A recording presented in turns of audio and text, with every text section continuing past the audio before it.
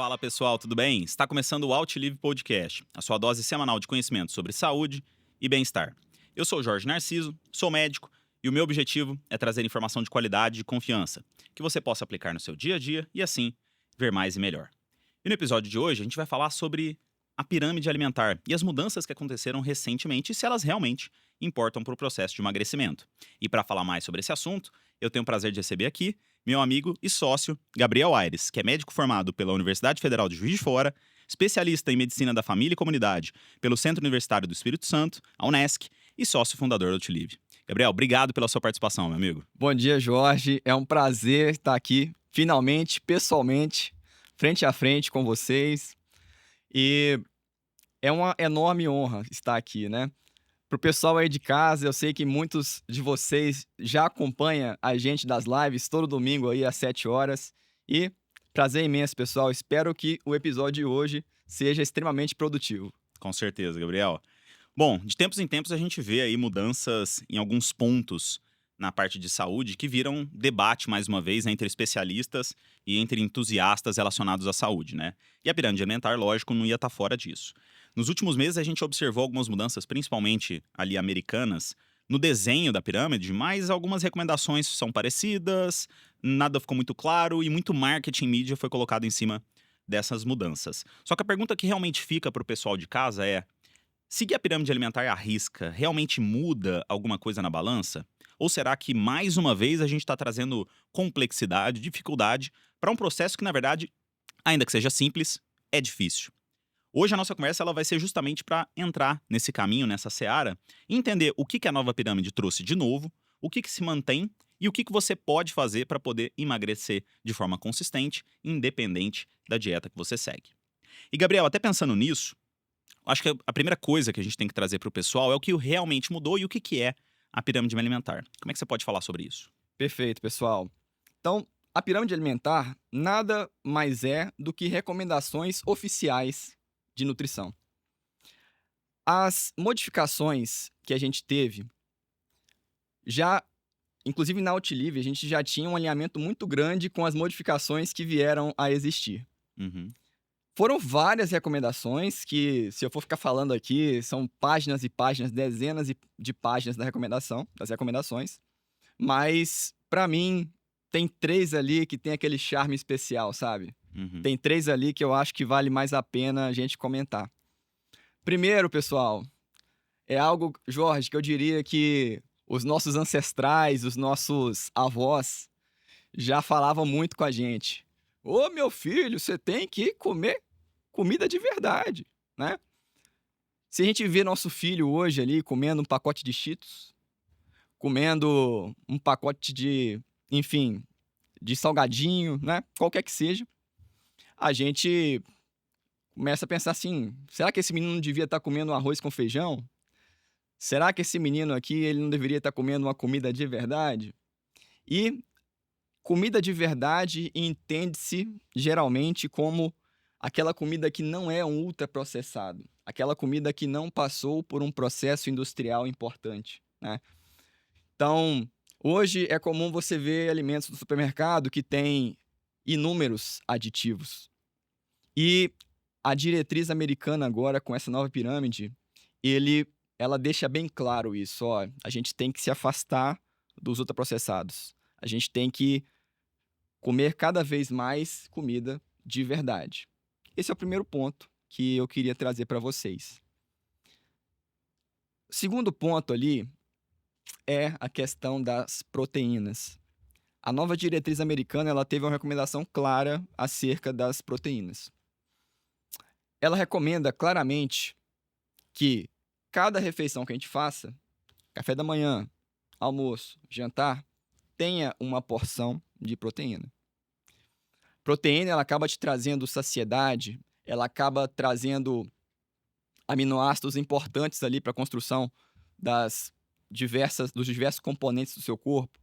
E eles trouxeram a recomendação clara ali, né, de 1,2 a 1,6 grama por quilo de peso para a pessoa. Então, pessoal, proteína é, é um aliado extremamente positivo ali nas dietas. Então, segundo ponto dessa diretriz que eu acho mais importante é esse atentar à proteína. E o terceiro ponto é a questão do consumo de carboidratos simples, né, dos glicídios, do açúcar adicionado. A Uhum. gente vê, inclusive, que recentemente tiveram aquelas adaptações em que você vai comprar um bombom no supermercado, ele já te faz aquele, ai meu Deus, açúcar adicionado, já vem com a etiqueta ali de açúcar adicionado. E realmente ali, essa diretriz ela mantém, na verdade, a recomendação de no máximo, ó, você vai comer refeição com açúcar adicionado, no máximo 10% ali então, né, do total de calorias ali, que seja desse açúcar adicionado, mas não é igual a questão do álcool, não tem valor mínimo recomendado, tá. Uhum. Então eu diria que essas são as 3 modificações que foram mais importantes de todas as recomendações dadas na diretriz, tá. Então, se fosse para assim: "Ó, doutor, o que que você quer que o nosso público tenha em mente?", né. Aumentar a quantidade de proteína, fugir dos ultraprocessados e fugir do açúcar adicionado. Essas 3 recomendações práticas já faz com que sua dieta fique muito mais saudável. Perfeito. E é interessante, né, cara, porque quando a gente olha, por exemplo, as diretrizes alimentares brasileiras, a classificação nova, que foi feita inclusive pelo pessoal da USP São Paulo, que é mundialmente reconhecida, o que eles trazem muito, e aí, obviamente, o que a gente fala aqui é para uma dieta saudável. Essa recomendação da pirâmide não é especificamente para uma pessoa que quer perder peso, é para uma pessoa que quer comer de forma saudável. E essas recomendações elas já eram muito claras em relação a não comer ultraprocessados. Na verdade, a classificação nova ela veio justamente classificando os alimentos em relação ao nível de processamento que eles tinham. E aí, obviamente, quanto menos processado o alimento é, mais natural e teoricamente mais saudável. É óbvio que existem algumas exceções, sei lá, o whey protein é um alimento ultraprocessado que tem a sua utilização. Agora, obviamente, quanto menos produtos ultraprocessados a gente consumir, melhor. Mas nessa mesma seara, Gabriel, vem muita informação que acaba sendo um pouco que conflitada ou utilizada por algumas pessoas de forma indevida para corroborar ou até justificar o que eles colocam na mídia. Por exemplo, o pessoal da dieta carnívora, que falou que agora não, como o topo da pirâmide está ali com muita carne vermelha, que na verdade é a proteína em si, não necessariamente carne vermelha, quer dizer que não há mais problema de comer carne vermelha em excesso. A mesma forma em que tinha queijos, laticínios, outras coisas lá no topo, e o pessoal fala: "Poxa, agora a gordura saturada ela tá liberada". E a gente sabe que não é muito bem isso. A própria diretriz traz uma informação sobre gordura saturada que é muito parecida àquela que já existia. Como é que a gente pode trazer essa informação para o pessoal? Realmente tá aberto, assim, comer carne vermelha? A gente não se precisa mais preocupar com gordura saturada? Como é que funciona esse entendimento? Então, a primeira coisa que a gente tem que pensar é que a gente tem gorduras que elas passam por um grau, maior de industrialização, digamos assim, né. Se você pegar a cadeia química de uma gordura, a gente tem ligações que, para ser mais uma linguagem mais leiga, que elas são mais fáceis de ser quebradas. Uhum, E geralmente, quanto mais essas ligações são quebradas, maior o índice de saturação. Daí que hum, vem o nome gordura saturada e gordura insaturada. A gordura insaturada ela não teve essa questão de múltiplas quebras das ligações químicas que acontecem na cadeia da gordura. Então, existem gorduras que têm menor grau de saturação, como o azeite de oliva, por exemplo. uhum, Agora, se, por exemplo, você vai na feira, tem aquele pastel que ficou ali, né, recebe aquela gordura que ficou recebendo energia o dia todo, quebrando e quebrando as ligações químicas daquela molécula. Essa cadeia química, ela foi ficando cada vez mais saturada. Então, o pastel que você come na gordura, velha, é uhum, pior do que o pastel que você come na gordura nova, uhum. né. Então, assim, não é isso de que, tem uma um com um a gordura é 100% vilã, a gente precisa, de certa forma, de algum grau de consumo de gordura ali. Mas, assim, eu acho que realmente tem muito terrorismo alimentar em relação a essas coisas, né. Sempre tem um vilão e sempre tem um herói, Hum. né? E nesse ponto, cara, eu diria que o simples é melhor que o complexo. Não, e é bem interessante porque quando a gente fala dessa questão da carne vermelha, porque você falou bem sobre a indicação de proteínas, né? Então, realmente existe uma indicação para a pessoa consumir mais proteínas. Só que existe também uma indicação para ela não consumir mais de 10% da quantidade de calorias em gordura saturada. E aí, como é que eu vou então basear a minha alimentação em carne vermelha se eu sei que a carne vermelha tem gordura saturada? Ou seja, a indicação é muito mais para você consumir proteína do que necessariamente consumir carne vermelha. E aí o pessoal acaba utilizando isso como se fosse uma desculpa para a dieta carnívora, não é Exato. verdade? Mas na verdade não. A indicação é para você comer mais proteínas, mas ao mesmo tempo tomar cuidado com a quantidade de gordura saturada que você está consumindo. E pensando, por exemplo, cara, nessa questão de muita informação. A gente sabe que durante muito tempo o problema era que a gente não tinha informações em relação à saúde, em relação à dieta, o que era bom, o que era ruim. E hoje a gente tem muita informação. E ao mesmo tempo, informações que não são tão confiáveis. Como é que você vê isso hoje, por exemplo, na tua prática de dia a dia, com relação à quantidade de informação e à qualidade delas? Quanto que isso pode influenciar, por exemplo, no processo até de melhoria ou até de piora da saúde da pessoa? Pessoal, esse é um ponto que eu acho extremamente importante a gente se atentar. Eu acabei de falar, né, Jorge, Uhum. que o simples é melhor que o complexo. Via de regra é isso. O simples, ele é melhor que o complexo. Vou dar um exemplo para vocês. Imagina que você tem um filho, o pessoal da live já até tá atento a esse exemplo. Você tem um filho, 12 anos de idade, no auge da sua pré-adolescência. Você chega pro seu filho, pega um molho de chaves do seu bolso e fala assim: "Filho, vá até a sala e entregue esse molho de chaves ao seu pai."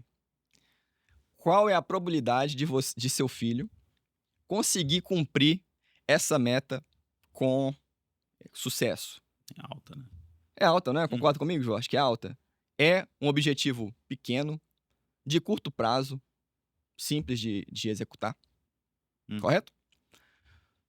Agora imagina que você chega pro seu filho pré-adolescente e você fala assim: "Joãozinho, seguinte, eu vou ter que sair para trabalhar. Eu liguei pro cara da farmácia e ele vai trazer uma medicação aqui para você às 8h30. Você vai pegar essa medicação e vai colocar na geladeira, tá? Deixei também uns pratos sujos na pia, porque eu estou sem tempo, você poderia lavar para mim. O nosso cachorro também, ele precisa ser alimentado, tem um tempo que eu não dou ração a ele. Eu preciso que você vá à despensa e coloque a ração ali. Ah, e também aproveite que você vai estar na despensa e limpe um pouco o resto de comida que a gente deixou ali na nossa sala de jantar." Já deu para perceber, né? Imagino que vocês de casa já estão pensando assim: "Mas esse menino é nunca que ele vai conseguir cumprir isso. Mas nunca. Ah, rapaz, deixar a medicação lá e vai deixar na mesa, em cima da mesa e vai jogar videogame, né? Vou chegar, os pratos vão estar tudo sujo, pior do que eu encontrei, porque vai ter mosca ainda, porque esse menino não fez nada. Ah, ele não vai limpar o negócio." Assim, eu entendo, eu tenho um pré-adolescente em casa. Tá entendendo, pessoal? A complexidade que a gente tem. Qual é a probabilidade, Jorge, que você acha que o Joãozinho vai ter de cumprir esse objetivo? Muito baixa, né? Qual a probabilidade que você acha que vai ser do Joãozinho fazer alguma dessas coisas de forma subótima? Total. Total, total. Você vai chegar em casa e, assim, vai estar aquela zona, né? Então, assim, o que a gente tira desse exemplo? A gente tira que a chance que a gente tem de um ato simples, de uma meta simples e de curto prazo, com pouca informação, é bem mais poderoso do que você preocupar com complexidades, por exemplo, de decorar recomendações de uma pirâmide alimentar. Entenda, eu achei as recomendações extremamente positivas, tá, pessoal? Extremamente positivas. Recomendo que vocês leiam, que vocês se interem do assunto, sim. Mas se a gente começa a se atentar a detalhes demais, a gente começa a se perder. A gente começa aos poucos, a esquecer as coisas que realmente importam e começar a valorizar coisas que não importam ou até mesmo sair da nossa meta. Perfeito. E a gente já falou algumas vezes aqui, né, que o emagrecimento em si, ele não necessariamente envolve os mesmos conceitos que comer de forma saudável. Dá para você emagrecer comendo comida ruim. Dá para você emagrecer comendo comida saudável. Agora, nem tudo que é, por exemplo, indicado para uma pessoa que quer se manter saudável vai ter o mesmo impacto ou vai ajudar no processo de emagrecimento. Até porque, para emagrecer, a gente precisa de déficit calórico sustentado. Ainda que calorias não sejam a única coisa que importa, déficit calórico é algo necessário para emagrecer. E aí, pensando nisso, seguir as indicações da pirâmide alimentar é suficiente para a pessoa conseguir emagrecer com consistência? Como é que a gente consegue falar isso para o pessoal? Para emagrecer, basta comer igual a pirâmide fala pra gente? Então, o emagrecimento, primeiro, eu tenho uma premissa que na medicina pouca coisa é matemática. Uhum, Pouca coisa é matemática. Cada pessoa tem a sua história, cada pessoa tem o seu metabolismo, cada pessoa tem sua genética. Então, seria um pouco contraditório se eu falar que se toda pessoa seguisse a mesma recomendação, ela chegaria exatamente ao mesmo resultado, né. uhum. A o déficit calórico, ele é importante, né, a gente tem a nossa taxa metabólica basal, que a gente consegue calcular lá pelas fórmulas de Mifflin-Santior e pela fórmula de Harris-Benedict, que é importante sim, que você esteja ali com um total de caloria menor ali para você conseguir emagrecer, mas emagrecer somente não é o principal. A gente tem que pensar qual que é o motivo que me leva a emagrecer.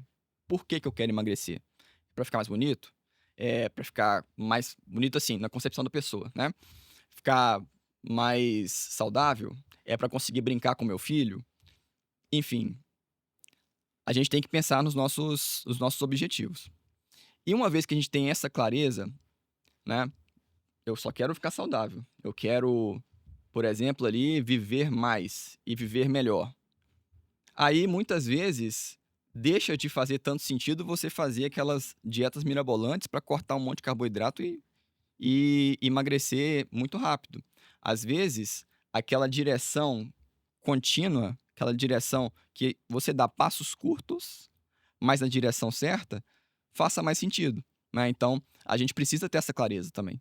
A gente precisa entender que, cara, a dieta, ela eu preciso ter alimentos cada vez de qualidade melhor, eu preciso consumir alimentos saudáveis, mas eu não posso ficar bitolado com os números.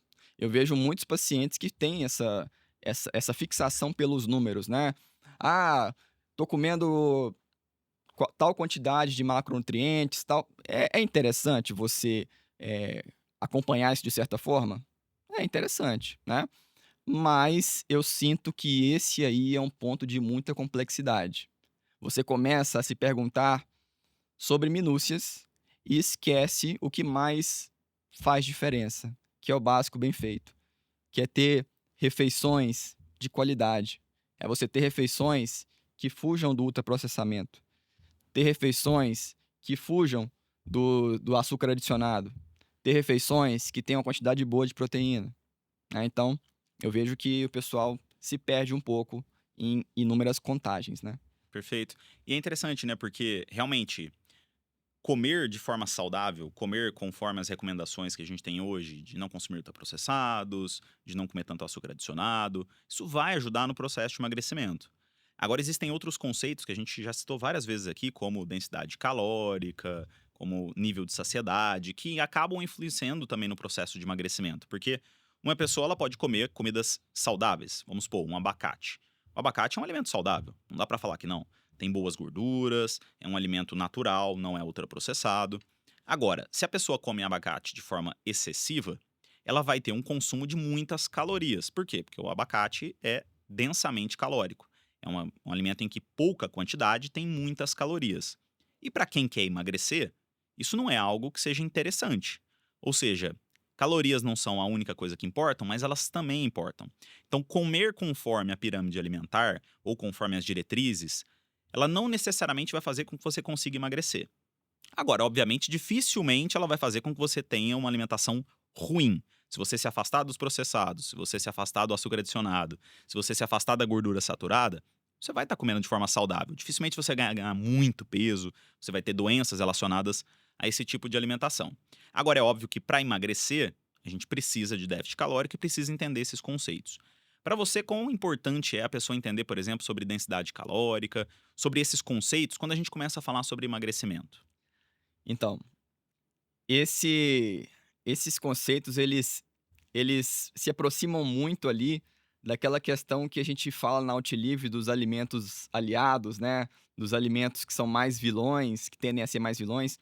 Então, o que a gente faz aqui na Outlive para absorver esses conceitos, né? Primeiro, pessoal, só falando da questão da densidade calórica.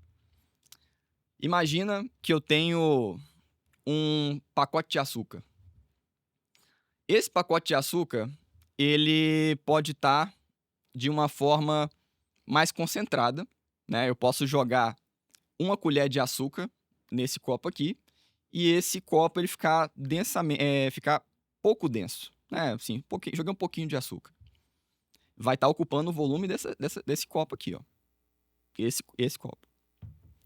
Se eu pego e começo a colocar mais açúcar aqui, você aí de casa concorda comigo que vai ter mais calorias dentro desse copo? Faz sentido, né? Mas ele vai estar no mesmo volume, que é o volume desse copo. Então, o copo com mais colheres de açúcar, ele é mais densamente calórico do que aquele com uma colher de açúcar só, para o mesmo volume. Ele vai te engordar mais, né? Então, a densidade calórica, eu dei o exemplo aqui da xícara, mas acontece em todas as refeições. Se eu comer um monte de alface, que ocupa um espaço gigantesco, é totalmente diferente, né, de eu comer um brigadeiro que é pequenininho. Às vezes, se eu comer uma melancia inteira, é menos prejudicial do que alguns brigadeiros se eu comer em sequência, né? Então, a densidade calórica tem, inclusive, muito a ver com o total de água que o alimento tem. Por exemplo, uma uva normal, ela é melhor para uma dieta do que uma uva passa, porque ela é mais ressecada, tem um percentual de água menor e ela é mais densamente calórica. Mas na Outlive a gente gosta de abstrair esses conceitos, né? Então, pessoal, como é que a gente pensa na Outlive? A gente tem um sistema de classificação das refeições. Verde, amarelo e vermelho. É igual o semáforo, sabe? O semáforo do trânsito.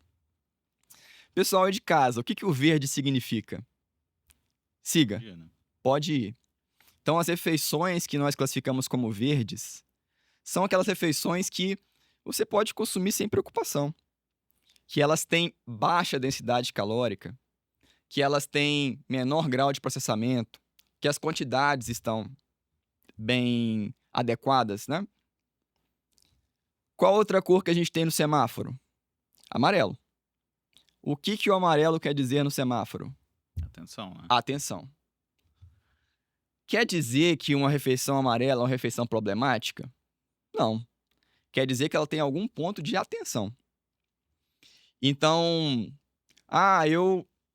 eu comi aqui um prato de arroz, né, feijão, muita fibra, carne, proteína e tal, e no final eu comi um pedacinho ali de uma paçoca light, né? A paçoca, ela naturalmente é mais densamente calórica. E provavelmente essa refeição ela ficaria classificada como amarela porque ela tem um ponto de atenção. Ó, cuidado aí com a quantidade da paçoca. Cuidado aí caso você tenha compulsão com paçoca, porque comer um pedacinho vai querer comer o outro, né? Então, essa classificação é baseada no contexto todo da refeição. Aí, pessoal, a gente tem o vermelho. O vermelho no semáforo é o quê? Pare. Pare. Senão, o que acontece se eu passar no sinal vermelho? Eu tomo multa. E uma multa que não é nada barata, né? Perco lá meus 7 pontos na carteira, nem lembro mais quanto que é, mas eu acredito que são 7 pontos. Então, assim, as refeições que nós classificamos na Outlive como vermelhas são aquelas refeições em que a gente tem que fugir, que a gente tem que, assim, evitá-las ao máximo. E o que quer dizer evitar ao máximo a refeição? Nossa recomendação é que as verdes, siga, pode consumir à vontade. Amarelas, consumir no máximo uma vez ao dia. E vermelhas, no máximo uma vez por semana. Perceba, nesse esquema, a pessoa não fica proibida de consumir as coisas que ela gosta. Inclusive, alguns artigos científicos evidenciam isso, tá, pessoal? Evidenciam que dietas extremamente restritivas, em que você não pode mais consumir as coisas que você gosta, acabam diminuindo sua adesão. Chega algum momento que você está mais desmotivado Uhum. e você começa a falar assim: ah, vou jogar tudo pra cima, eu quero comer pavê, eu quero comer um doce, eu quero. E aí você acaba tendo aquele ímpeto muito maior do que o seu normal. Você começa. Aí vira aquele efeito sanfona que o pessoal fala, né? Nossa, porque eu emagreci e depois eu começo a ganhar o peso de novo? Muitas vezes é por conta disso. Você se restringiu tanto que a sua adesão à dieta foi ruim, né? Então, a gente abstrai a complexidade. A gente tenta fazer as coisas ficarem simples, né? Então, a gente classifica em verde, amarelo e vermelho, dependendo da qualidade da refeição. Perfeito. E aí, pensando, por exemplo, nessa questão de classificar as alimentações, entender como é que a gente está andando no processo de emagrecimento. A gente já falou que entender a pirâmide alimentar é algo importante, principalmente para a pessoa entender o que é ou não comer de forma saudável. Mas para o processo de emagrecimento, existem algumas estratégias que acabam funcionando, independentemente do tipo de dieta que a pessoa segue. E essa própria classificação ela fala um pouco sobre isso. Mas até mais importante do que começar a pensar sobre a dieta é até entender os nossos padrões, né? Por exemplo, o quanto será que a gente está comendo? Será que eu como mais do que eu deveria? Será que eu como mais vezes do que eu deveria? Quanto será que eu estou consumindo de refeições que prejudicam o processo de emagrecimento ou ajudam no processo de emagrecimento? E para isso a gente precisa ter algum tipo de medida, né? Como é que você vê, por exemplo, estratégias como pesagem diária, como registro das alimentações, como dentro do processo de emagrecimento, elas realmente ajudam as pessoas a ter mais consciência do que está acontecendo? Jorge, elas não só ajudam, elas são essenciais. Você registrar as coisas significa que você está trazendo esses fatores à sua consciência. Significa que você está parando para refletir. Exemplo, pessoal aí de casa, eu sei que muitos de vocês têm aquele hábito da beliscadinha. Eu sei que você aí já abriu a geladeira, já foi lá pegar um doce. E, pessoal, o grande problema da obesidade, né, da compulsão, é que ela não dói. Eu comer errado não dói. Ao contrário, é prazeroso Uhum. eu comer errado. Eu comer aquele brigadeiro, nossa, delícia. O sofrimento vem depois, que eu me vejo no espelho e não me reconheço no meu corpo, né? O sofrimento vem depois. Então, a gente tem essa questão ali de que, cara, o alimento prazeroso, ele não tá doendo em mim, né? Então, quando eu registro, ele começa a doer um pouco.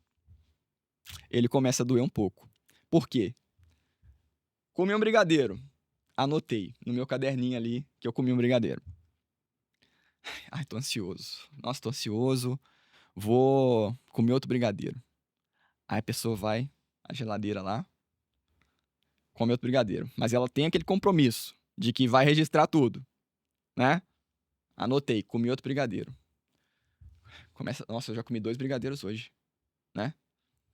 Passa mais um tempo. Ai, meu Deus, meu trabalho tá estressando, tal, vou à geladeira. Não, mas eu não posso ir.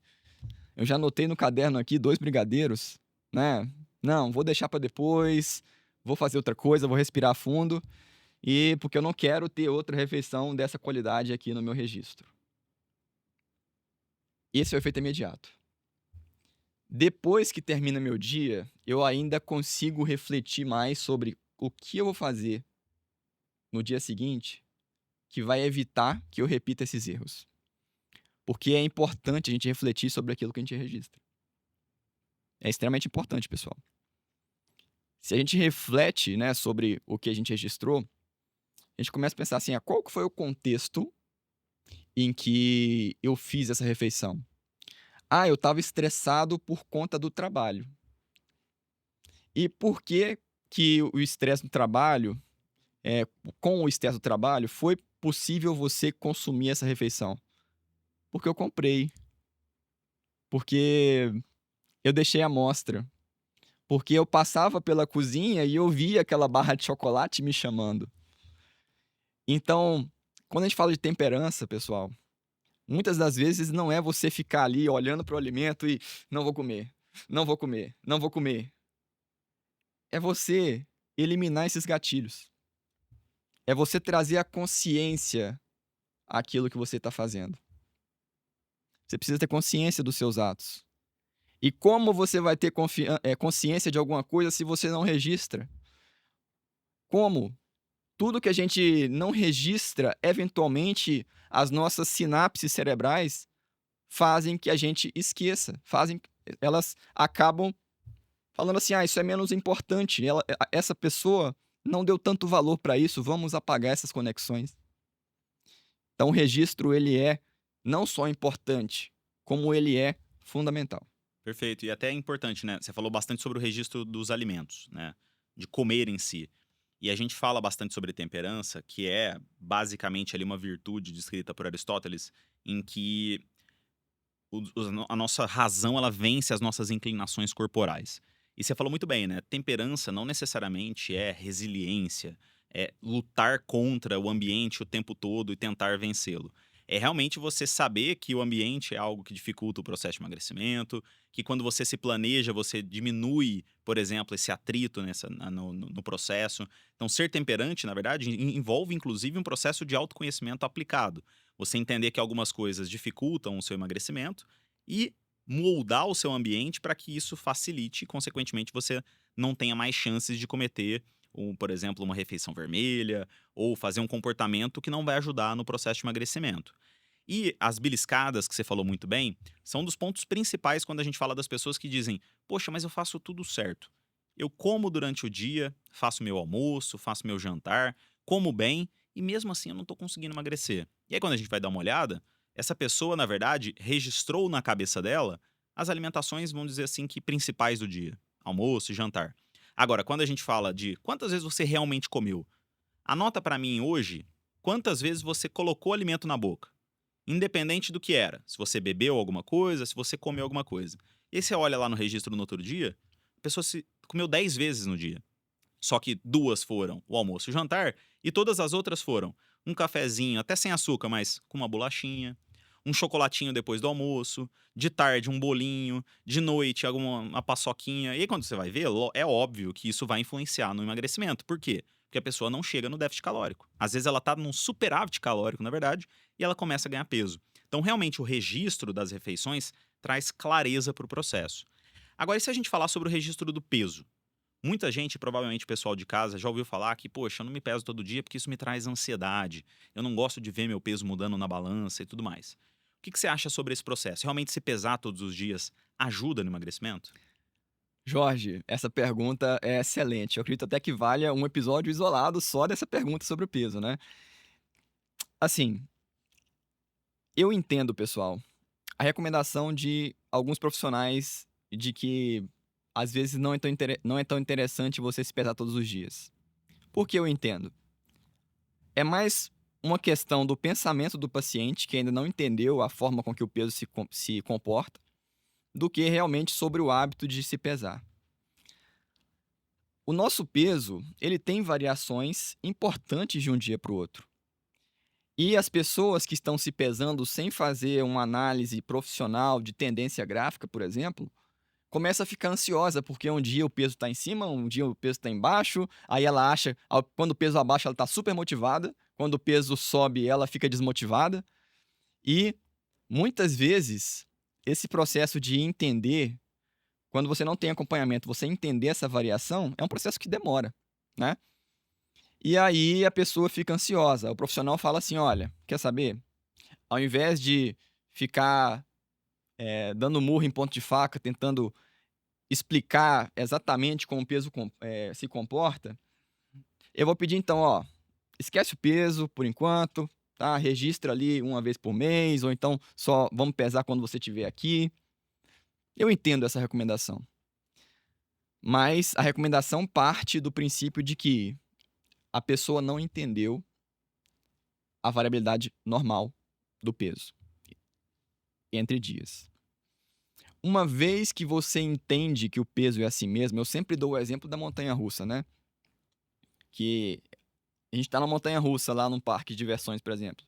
Ela sobe, ela desce, sobe, mas no final a gente sabe o quê? Que a gente vai chegar lá embaixo.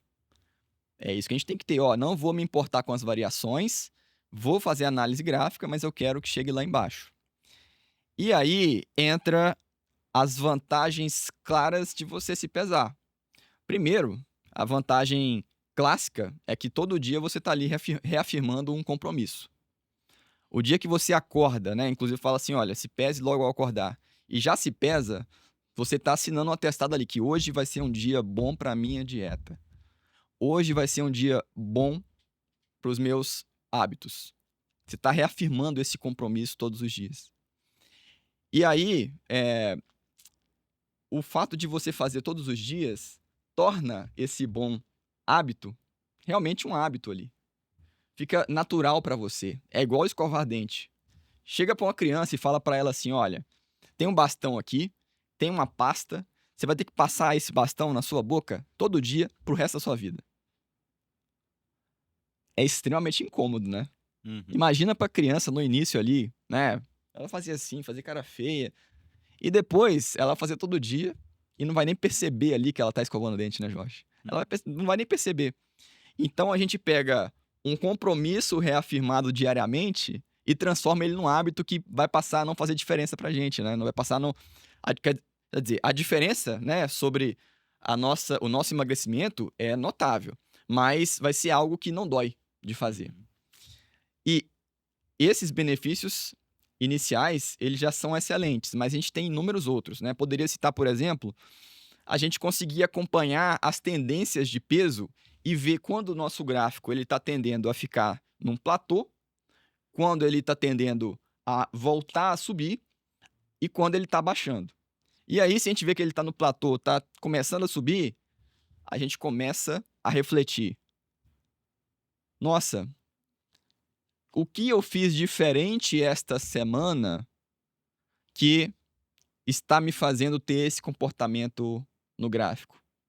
Na hora que você começa a fazer algo errado, na hora que você começa a sair do seu propósito, você consegue identificar isso. Agora imagina se você pesa uma vez por mês, como é que você vai fazer para você identificar o exato momento em que você está errando? Difícil, extremamente difícil. E outra coisa também da pesagem diária, nossa, poderia ficar falando aqui muito sobre isso, né? Mas é identificar se tem dias específicos que são vilões. Por exemplo, vamos pensar no seu gráfico de peso.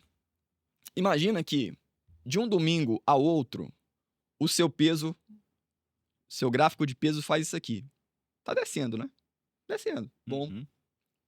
Só que, se você pesar todos os dias, você vê que vem segunda, terça, quarta, quinta, sexta, sábado, domingo. O que aconteceu na quarta-feira? Terça para quarta. O que eu fiz de terça para quarta que foi responsável por esse pico? Nossa, mas todas as terças para quartas está acontecendo isso. O que eu faço diferente? Ah, eu vou à feira e como um pastel. Nem estava me tocando disso. Nossa, eu dou beliscada no trabalho. Rapaz, isso pode estar fazendo diferença, né? Então, se você pesa, tem esse hábito de pesar diariamente, ó, terça para quarta fez isso aqui. Se não tivesse feito, né, em vez de fazer isso aqui no seu gráfico de peso, poderia ter sido isso aqui, ó, né? Olha o potencial que você perde e não identifica por não se pesar todos os dias, né? Então, assim, tem benefícios de sobra, Jorge, na pesagem diária. Mas realmente ali, eu acho extremamente interessante você renovar seu pacto diariamente. Você falar assim: hoje eu continuo. Amanhã eu desisto, mas hoje eu continuo. Aí amanhã você também fala assim: amanhã eu desisto, mas hoje não. É comportamento, pessoal.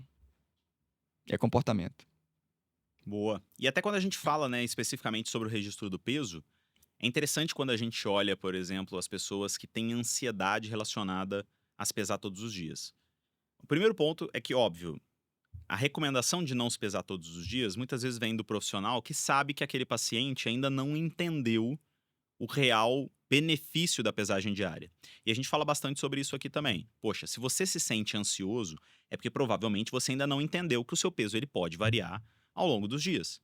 Mulheres, por exemplo, podem ter variações até significativas por conta de ciclo menstrual, retenção de líquido. Às vezes a pessoa é uma pessoa que é atlética, faz muito exercício e aí come num dia muito carboidrato, tem uma recuperação de glicogênio e ela vai ter um aumento de peso também considerável. E saber dessa mudança, entender que existe um padrão de peso de variação normal, já traz uma tranquilidade inicial para que a pessoa fale: poxa, então vamos começar a me pesar todos os dias para ver qual que é a minha tendência. E a tendência é algo importante. Porque se eu me peso uma vez na semana, é o que você falou, eu não sei o que está acontecendo. Eu só estou tendo ali um marco que é até melhor do que se pesar uma vez por mês. Exato. Agora é óbvio que eu não tenho ali mais capilaridade, eu não consigo entender como é que as coisas estão acontecendo. E aí, quando a pessoa começa a ganhar conhecimento, e talvez o podcast que a gente faz tem exatamente esse intuito, ela começa a entender que tá, é normal ele variar um pouco. Então, deixa eu dar uma olhada na minha tendência. Deixa eu me pesar todos os dias e perceber se eu estou aumentando, diminuindo, onde eu aumento, onde eu diminuo. E é o que a gente chama aqui de autoconhecimento aplicado. É entender que, poxa, às quartas e às quintas-feiras eu me alimento mal e isso provavelmente não está ajudando no emagrecimento. Se eu começar a me comportar melhor na quarta e na quinta, será que eu vou conseguir emagrecer melhor? É um aprendizado em si também, né? A pessoa vai começando a entender o que ela tem de diferente das outras pessoas. A gente já falou várias vezes que a mesma intervenção, ela não vai ter exatamente o mesmo resultado em todo mundo. Agora é óbvio que comer de forma saudável, praticar exercício físico, não consumir álcool, não consumir tabaco, tudo isso, dormir bem, vai ajudar. Não tem como não ajudar. Agora é óbvio que umas pessoas podem ter mais ou menos resultado dependendo da vida como um todo. Agora falando especificamente dos alimentos, né? A gente falou sobre a pirâmide alimentar, já falou que não necessariamente seguir a pirâmide vai te ajudar a emagrecer e também já falou um pouco sobre alimentos que talvez o marketing esteja colocando ali de uma forma um pouco perigosa, principalmente a carne vermelha, né? Até por uma certa ali promoção do setor agropecuário americano, de que não, vamos comer carne e tudo mais, e o pessoal tem que tomar cuidado porque realmente gordura saturada tem uma influência grande com a nossa saúde cardiovascular. Mas pensando em alimentos em si, o pessoal sempre de casa quer saber, poxa, tem um alimento que é ruim? Tem um alimento que é bom? Como é que a gente pode explicar, por exemplo, esses conceitos dos alimentos aliados e dos alimentos vilões no processo de emagrecimento? Então, primeiro, né, vamos conceituar essa questão de alimento aliado e alimento vilão. Alimento aliado, eu sempre gosto de dar o exemplo, né, de dar o exemplo da guerra, né? A gente está em uma guerra contra a obesidade. A gente quer que nossos aliados fiquem perto da gente e que os vilões, eles fiquem longe, né? A gente não quer ver a cara do nosso vilão. Os alimentos aliados são alimentos em que é muito importante que eles estejam mais à vista, que eles estejam de mais fácil acesso para a gente, né? E que são aqueles que eu já estou falando desde o início ali, de que eles não são ultraprocessados, que eles têm uma quantidade boa de proteína e têm uma baixa densidade calórica, né? Eles tendem a ser alimentos que te dão mais saciedade a um custo de calorias menor. Você fica mais cheio e você consome menos calorias, né? Esses tendem a ser os alimentos aliados. Aqueles que eu quero deixar próximos a mim. E os vilões, é aqueles vilões lá da guerra que eu não quero saber dele. Show, sai daqui, né? Não quero que você fique próximo de mim, próximo a mim. Esses são aqueles alimentos que têm alta taxa de glicídio, alta taxa de açúcar adicionado, baixa taxa de proteína, alta industrialização, né? Aqueles empacotados assim que dura, né? Você deixar o negócio dura assim o resto da vida, né? Um monte de conservante. Então a própria pirâmide ela vem com essa ideia muito interessante, né? Que a comida ela tem que ser uma comida de verdade. Então, afaste-se dos vilões e aproxime-se dos aliados, né? Por exemplo, eu tenho ali uma barra de chocolate super industrializada, né? Alta taxa glicídica, alta densidade calórica. Jorge, eu te pergunto, eu vou deixar essa barra de chocolate perto de mim? Não. Não. Se eu quero emagrecer, Por quê? vai ter que lutar contra ela o tempo Você inteiro. vai ter que lutar contra exatamente isso, Jorge. Tem que ficar lutando contra esse vilão. Se o vilão tá perto de mim, eu tenho que ficar lutando contra ele. Isso é claro, né? Agora, se ele tá afastado, eu posso até pensar melhor. O nosso cérebro emocional, ele começa a afastar o racional quando o vilão tá perto da gente, né? Imagina que você tá lá na guerra, aí você viu um soldado inimigo do seu lado. Você vai pensar direito naquela situação? Não. Para isso que existe, por exemplo, o planejamento de guerra, né? O general o marechal, no caso da guerra, vai se reunir ali com o esquadrão e vai planejar o que eles vão fazer quando estiverem em frente. Vão treinar para isso. Mas eles não querem ficar em frente, né? Eles querem um afastamento total desses inimigos. E é exatamente isso que a gente tem que fazer. Afastar dos vilões, deixa escondido, não leva para casa, né? Fala assim pro seu marido, pra sua esposa, olha, esconde isso de mim, eu não quero isso aqui. Não vamos comprar isso. Vamos ao mercado ali saciado pra gente não ficar pensando em levar tudo que tem aqui. Então, assim, aproxime-se dos aliados e afaste-se dos vilões. É essa a premissa básica. Perfeito. E a gente já falou bastante, né? Os aliados são aqueles alimentos com baixa densidade calórica, com alto índice de proteína, que tem, por exemplo, bastante água e bastante fibras. Por quê? Porque eles vão fazer com que você consiga ter um consumo de volume interessante e, ao mesmo tempo, poucas calorias. Já os vilões é o contrário. São alimentos em que muitas vezes são ultraprocessados, aquelas bebidas calóricas, né? Porque pouca gente fala sobre bebida quando a gente fala de emagrecimento. Acho que é só comida. E não, aquelas bebidas açucaradas que a gente consome também tem. E, obviamente, os alimentos que, ainda que sejam alimentos saudáveis, podem trazer um pouco de compulsão. Sei lá, por exemplo, oleaginosas, né, castanhas. Tem que tomar cuidado porque é alta densidade calórica e se você tem compulsão naquilo, você vai comer demais. Mas geralmente a compulsão também está associada a ultraprocessados. E você falou muito bem, né? Cara, afaste-se dos vilões e se aproxime dos aliados. E é interessante quando a gente fala isso, Aires, e muitas vezes o pessoal sempre pergunta pra gente, tá, mas vocês estão falando aí sobre alimentação, sobre pirâmide, então qual que é a dieta ideal para o emagrecimento? E quando a gente olha esse conceito, a gente consegue perceber que qualquer dieta que a gente siga, que tenha ali, seja uma dieta minimamente decente, ela vai ter esses conceitos aplicáveis. Porque, poxa, pode ser uma dieta mediterrânea, pode ser uma dieta low carb, pode ser uma dieta low fat. Todas elas você consegue encaixar esse conceito. O que é mais importante, por exemplo, quando a gente está falando então sobre dieta? É especificamente o tipo da dieta que a pessoa segue ou se é a pessoa seguir essa dieta durante muito tempo? A gente até fala isso aqui sempre. A melhor dieta é aquela que você consegue cumprir. Aquela que você consegue adaptar ao seu cotidiano, né? Às vezes você vai a um nutricionista que não te conhece e ele passa uma dieta que você não sabe nem onde você compra aqueles itens. Qual é a chance, pessoal, de vocês conseguirem seguir essa dieta? Eu tenho inúmeros pacientes que me falaram assim, ó, fui ao nutricionista e ele me passou uma dieta que eu não consigo seguir. Eu já tentei várias vezes, né? E já tem aqueles profissionais da nutrição que eles são excepcionais, em que, olha, o que você geralmente come, né? O que a gente pode mudar aqui? O que a gente pode fazer? O que a gente pode aprender com suas próprias refeições? O registro tá aí também, né? Na Outlive, inclusive, a gente faz essa análise, né? Você fala pra gente o que você comeu e a gente faz uma análise ali do que dá pra melhorar. Mas é importante que você, em casa, anote a refeição e veja, né, o que você consegue melhorar na sua refeição.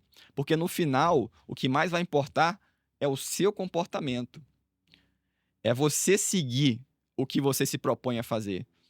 Você pode fazer inúmeras dietas ali. Inclusive, na medicina de família, a gente fala da competência cultural, né? Você chega para mim e fala assim, olha, eu quero que meu chá entre na minha dieta. Eu quero que tal alimento entre na minha dieta. Tudo bem, né? Vamos ver os outros aqui, como que a gente pode fazer para que a gente consiga encaixar. É isso, né? Às vezes tem pessoas que adoram um tipo de alimento. Então, assim, provavelmente ele vai ter que abrir mão de outras coisas, né? Mas se aquilo é importante para ele, é um fator de adesão. É um fator que faz com que você siga, né? Então, pessoal, independentemente da dieta que você siga, a gente respeita muito a sua dieta. E a gente entende que para você, ela é importante, né? Então, o que a gente faz é se adaptar ao seu contexto. É exatamente isso que falta em muitos profissionais. Você vai ao consultório da pessoa, a pessoa nem olha na sua cara e já passa um roteiro que, né, como se pegasse o número de calçado 38 e vai falar assim: olha, a partir de hoje todo mundo calça 38. Funciona, Jorge? Não. Não funciona. Então, a premissa da Outlive é essa. Talvez o que realmente importa não seja a dieta A, não seja a dieta B. Talvez o que realmente importa seja o seu comportamento. Seja o que você está fazendo com a sua dieta. Seja o que você está cumprindo ou está deixando de cumprir. Simples é melhor do que complexo. Show de bola, Gabriel. E, pô, a gente tá praticamente 1 hora aí conversando sobre o assunto. Já tenho certeza que é bastante conhecimento pro pessoal, eles vão aproveitar. Mas até pedir pra quem tá acompanhando até agora, por favor, deixar aqui nos comentários as dúvidas, as dicas para próximos conteúdos que a gente possa fazer. Provavelmente, se isso aqui tá ajudando as pessoas, por exemplo, a conseguir perder peso, a conseguir manter sua saúde como um todo. E, obviamente, também a curtir o nosso vídeo para permitir que esse conhecimento chegue a cada vez mais pessoas. E, lógico, se você não for inscrito no canal, por favor, se inscreva para não perder as próximas conversas. Mas já encaminhando para o final desse nosso papo, Gabriel, no fim das contas, o que o pessoal quer nesse episódio é entender qual a importância dessa mudança na pirâmide alimentar e se realmente isso causou alguma mudança para a gente. Resumindo, o que você pode trazer para o pessoal? Realmente, essa mudança é nova? É algo que trouxe uma novidade muito grande para a gente? Ou ela basicamente reforçou aquilo que a gente já sabe há muito tempo? Essa mudança, Jorge, ela é extremamente positiva, mas apesar disso, é o que a gente já falava sempre. É a análise exata do que a gente já falava. Se vocês pegarem episódios antigos da Outlive, vocês vão ver. Fuja do ultraprocessado, né? No nosso aplicativo lá, a gente já considera, por exemplo, o nível de processamento da refeição. E isso muito antes da pirâmide. Aumente o teor de proteína. A gente já falava bastante, né, do quão importante é você consumir mais proteína ali, um índice bom de proteína sobre total de energia que a gente fala, né? É importante fugir dos carboidratos simples, né, dos glicídios, do açúcar adicionado. Pra gente, nada novo sob o sol. A pirâmide nova, ela trouxe uma lucidez muito grande. Mas, no final das contas, trocando em miúdo, sabe? Ela vem mais como uma reflexão daquilo que a gente já pensava, tá? É algo que a gente sempre falou e é algo que sempre martelou na nossa cabeça. E a gente tentava, né, a gente conseguia, né, passar ali para cabeça de muitos de vocês.